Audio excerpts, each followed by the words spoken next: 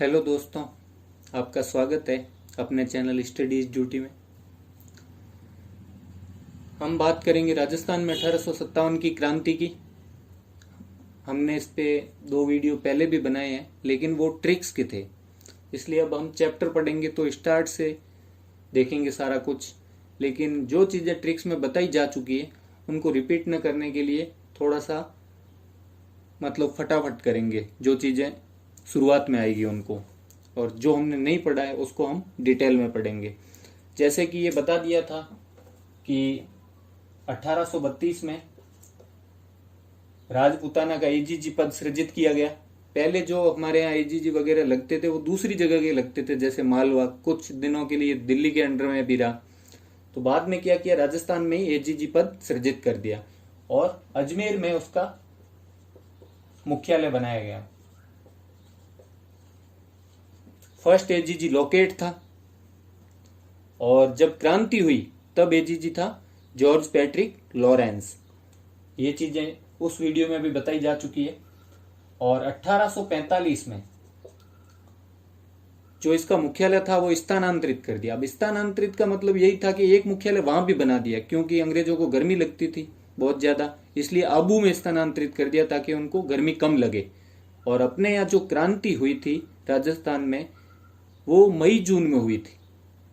तो मई जून में गर्मियां होती है, तो एजीजी वहां आबू में बैठा हुआ था, क्योंकि 1845 में आबू में स्थानांतरित कर दिया था मुख्यालय, हेडक्वार्टर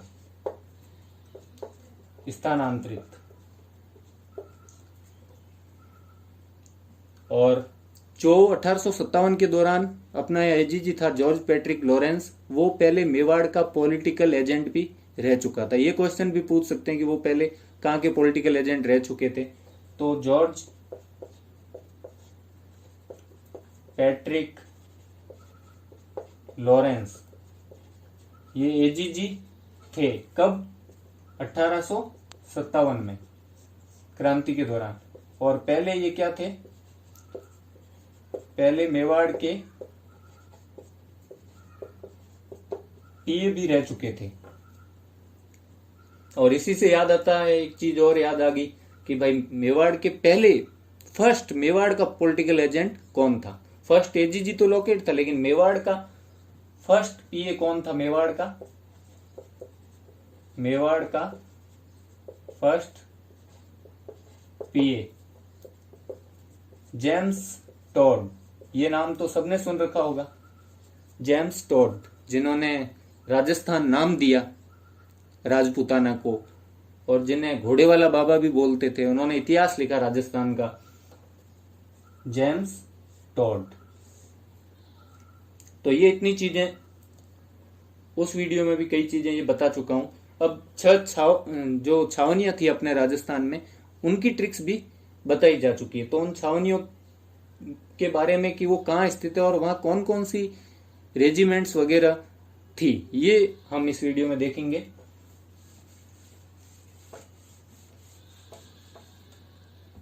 तो छावनियां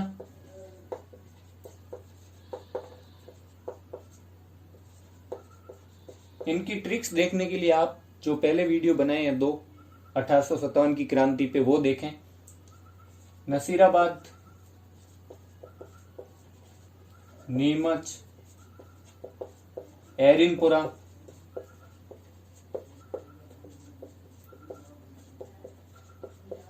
ब्यावर, और कौन सा रह गया, देवली और खैरवाड़ा।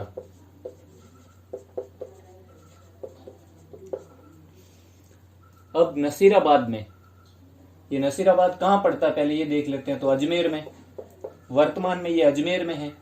नीमच वर्तमान में ये एमपी में है। एरिनपुरा पाली में है। ब्यावर अजमेर में है। अजमेर में 2 छावनी थी, मतलब उस हिसाब से अब जो डिस्ट्रिक्ट पड़ता है अजमेर, ब्यावर और नसीराबाद। देवली टोंक में है। खैरवाड़ा उदयपुर में है। यहाँ पुलिस ट्रेनिंग सेंटर भी है खैरवाड़ा में, पीटीएस। तो ये चीजें हो गई। अब नसीराबाद में के बारे में देखेंगे। छावनियों के कहाँ कहाँ स्थित थी हमने देख लिया है। नोट करना है वो कर सकते हैं कि अजमेर MP, फिर रैनपुरा पाली, ब्यावर अजमेर, देवली टोंक, खेरवाड़ा उदयपुर। अब नसीराबाद में कौन सी रेजिमेंट या जो भी उनकी टुकड़ी थी सेना की, वो कौन सी वहां पे रखी हुई थी अंग्रेजों द्वारा, तो ये हम देखेंगे।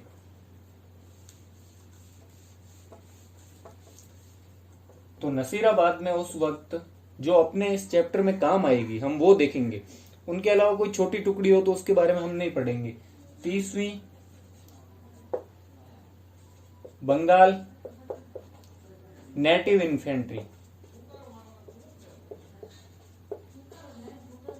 30वीं बंगाल नेटिव इन्फेंट्री। अब नेटिव का मतलब होता है देसी, मतलब अंग्रेजों ने दो प्रकार की, जब स्टार्ट में अंग्रेज यहाँ आए थे तो पहले तो उनका राज्य कहाँ था, ज्यादातर बंगाल उधर था, तो उनका मुख्यालय वैसे बंगाल ही था।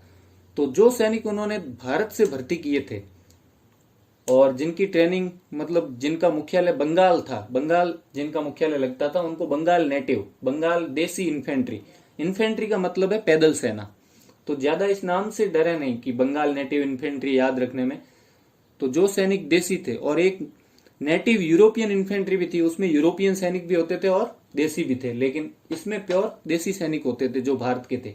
तो नसीराबाद में 30वीं बंगाल नेटिव इन्फेंट्री थी। अब हम चैप्टर में पढ़ेंगे कि जो विद्रोह किया था वो तो 15वीं ने किया था, लेकिन वो वहां पे पहले नहीं थी, वो कहीं और थी। अंग्रेजों ने उसे शक के आधार पे नसीराबाद भेज दिया था हटा के। वो पहले मुख्यालय, जो मेन मुख्यालय था अजमेर में, वहां पे पहले वो स्थित थी। अब नसीराबाद में केवल और केवल अपने 30वीं बंगाल नेटिव इन्फेंट्री ही थी, लेकिन बाद में 15वीं नेटिव इन्फेंट्री को अजमेर से यहाँ भेजा गया, और बम्बई लांसर्स जो थी उसकी फर्स्ट बम्बई लांसर्स भी अंग्रेजों ने यहाँ पे बुलाई, लेकिन पहले वहां पे सिर्फ ये थी नसीराबाद में 30वीं। और सेकंड अपन देख लेते हैं कि नीमच। अब नीमच एक तरह से जो इन सैन्य टुकड़ियों का बहुत बड़ा मुख्यालय था। इसके नाम, जो नाम बना है वो भी कई लोग ऐसा मानते हैं उन्हीं पे बनाया गया है। जैसे नीमच है तो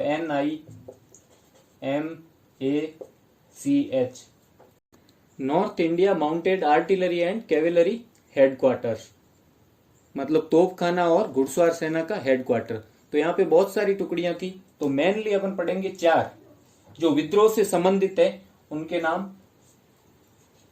तो 72वीं नेटिव इन्फेंट्री को मैं NI लिखूंगा, और उसके बाद है 7वीं इन्फेंट्री, 7वीं इन्फेंट्री, लेकिन ये कहाँ की थी, ग्वालियर कंटिंजेंट की। जैसे अलग अलग अंग्रेजों ने सेनाएं बना ली थी, यहाँ जो राजाओं की सेनाएं थी रियासतों की, उन्होंने बोला ये इतनी ज्यादा मतलब अच्छी नहीं है, इनकी क्वालिटी इतनी ज्यादा अच्छी नहीं है, घुड़सवार अच्छे नहीं है, तो उन्होंने अपनी सेनाएं बनाई अपनी तरफ से, और उनका खर्चा राजाओं को देना पड़ता था। ये भी एक क्रांति का जो मुख्य कारण था। तो 7वीं इन्फेंट्री थी, INF लिख देता हूं, और ये थी ग्वालियर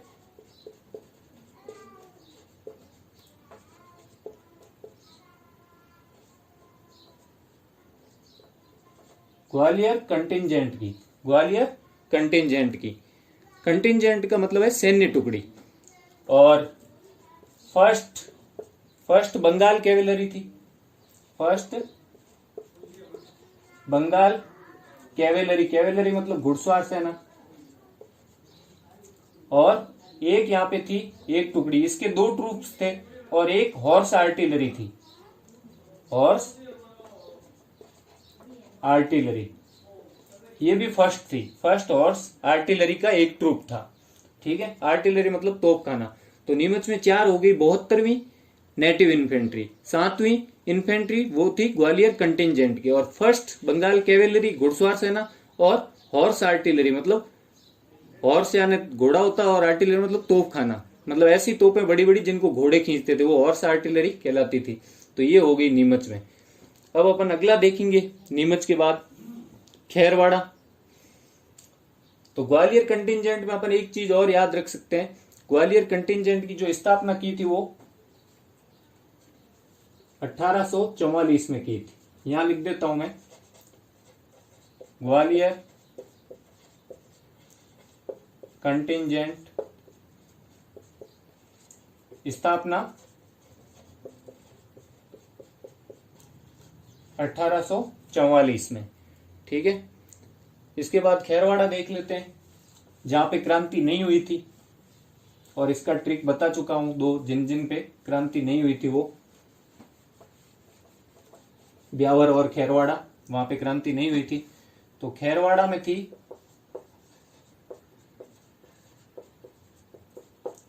मेवाड़ भील कौर, मेवाड़ भील कौर या कौर्स, मेवाड़ भील कौर।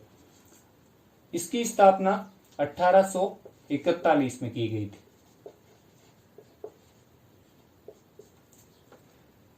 उसके बाद अगला देख लेते हैं ब्यावर।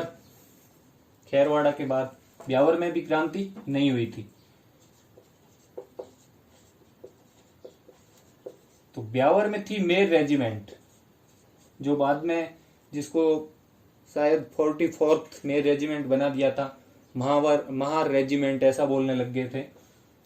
इंडिया की जो सेना थी उसमें मेर रेजिमेंट, ये ब्यावर में थी मेर रेजिमेंट, और इसकी स्थापना 1824 में।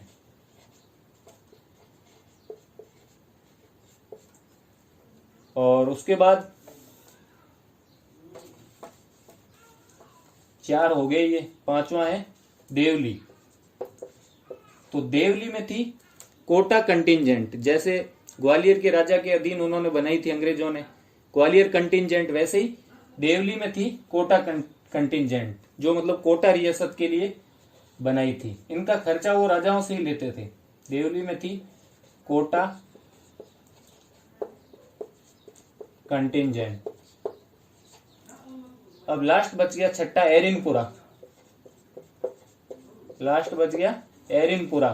तो एरिनपुरा पाली में पड़ता है, देवली टोंक में पड़ता है, और एरिनपुरा में जो टुकड़ी थी उसका नाम था Jodhpur lesion. Jodhpur lesion, lesion का मतलब भी सैनिक टुकड़ी होता है, जोधपुर लीजियन। तो जोधपुर लीजियन।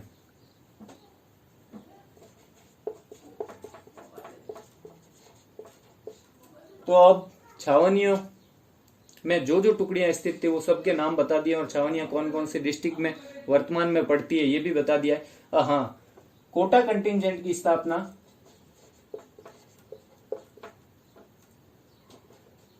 1838 में, कोटा कंटिंजेंट की स्थापना 1838 में, यहां लिख देता हूं 1838 में।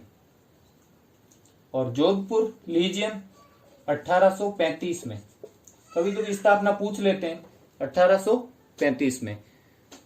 तो ये टुकड़ियां थी, और इनकी स्थापना का जो सन है वो भी बता दिया है। मेनली ये मेवाड़ भील कौर MBC, ये अभी भी है पुलिस में, 1841 में ये स्थापना जरूर याद रखना। और कोटा कंटिंजेंट जोधपुर लीजियन, क्योंकि जो ग्वालियर है वो तो राजस्थान में नहीं पड़ता, तो शायद पूछे, लेकिन ये 3 में से ज्यादातर इसकी संभावना तो रहती ही है मेवाड़ भील कौर की।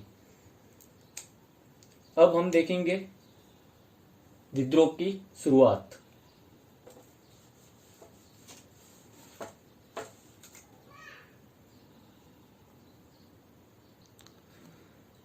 तो राजस्थान में जो क्रांति की शुरुआत है वो नसीराबाद छावनी से हुई थी।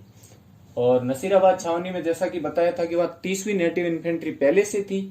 तो अपने को एक चीज याद रखनी पड़ेगी, जो अजमेर था, अजमेर में पहले 15वीं नेटिव इन्फेंट्री थी, 15वीं नेटिव इन्फेंट्री पहले थी। लेकिन जब विद्रोह हुआ मेरठ में, तो अंग्रेजों को थोड़ा सा शक हुआ देसी सैनिकों पे, और उन्होंने सोचा इनको ये ज्यादा शायद विश्वसनीय न हो नेटिव इन्फेंट्री वाले, क्योंकि विद्रोह करने वाले ज्यादातर बंगाल, अवध ये थे सैनिक, तो ये नेटिव इन्फेंट्री के थे, और इनमें ज्यादातर उधर के सैनिक थे, पूर्वीय सैनिक।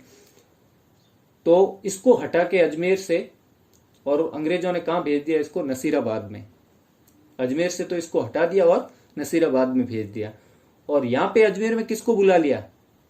ब्यावर से मेर रेजिमेंट को। हमने अभी देखा था कि ब्यावर में मेर रेजिमेंट थी, उसको उन्होंने अजमेर बुला लिया, क्योंकि उनकी दृष्टि में जो मेर थे वो उनको स्वामी भक्त मानते थे कि ये हमारे पूरी तरह से लॉयल रहेंगे, स्वामी भक्त रहेंगे, विद्रोह नहीं करेंगे। तो उन्होंने उसको यहाँ पे अजमेर में बुला दिया और अजमेर से जो 15वीं नेटिव इन्फेंट्री थी इसको कहाँ भेज दिया? नसीराबाद।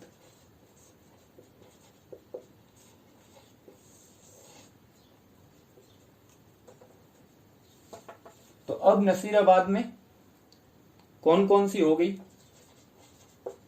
एक तो 15वीं नेटिव इन्फेंट्री आ गई, पहले से थी 30वीं नेटिव इन्फेंट्री, और साथ ही अंग्रेजों ने सोचा कि ये कम पड़ेंगे क्योंकि 30वीं भी नेटिव इन्फेंट्री है, तो उन्होंने बंबई लांसर्स को बुला लिया, फर्स्ट बंबई लांसर्स। और इसको बुला के उन्होंने 15वीं नेटिव इन्फेंट्री के लिए गश्त भी करवाई कि इन पे निगरानी रखो 15वीं नेटिव इन्फेंट्री पे, कि ये कहीं कोई ऐसी गतिविधियां ना करे। तो इनकी मतलब एक तरह से इनको चेक करो, इनकी हर गतिविधि की जांच करो। उसके लिए जांच के लिए और इन पर नजर रखने के लिए फर्स्ट बंबई लांसर्स को बुलाया, बंबई लांसर्स। तो ये क्वेश्चन पूछ सकते हैं कि कौन सी टुकड़ी को बुलाया था इनकी जांच के लिए या इनकी गश्त करवाने के लिए? तो वो फर्स्ट बंबई लांसर्स थी। तो ये चीजें याद रखनी है कि छावनियों में कौन कौन सी टुकड़ियां कहां से कहां गई। और अगले ही वीडियो में अपन स्टार्ट करेंगे विद्रोह, और पहले विद्रोह के कारण देखेंगे, उसके बाद एक एक छावनी में विद्रोह देखेंगे डिटेल में। तो थैंक यू। अगर आपको ये वीडियो अच्छा लगा हो तो सब्सक्राइब करें एंड अपने दोस्तों को शेयर करें और ज़्यादा से ज़्यादा लाइक करें और पढ़ते रहें। Study is duty.